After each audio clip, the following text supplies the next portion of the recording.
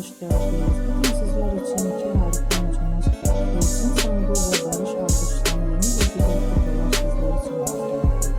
Kiralık Aşk dizisinde Ömer ve Rahman karakterli rol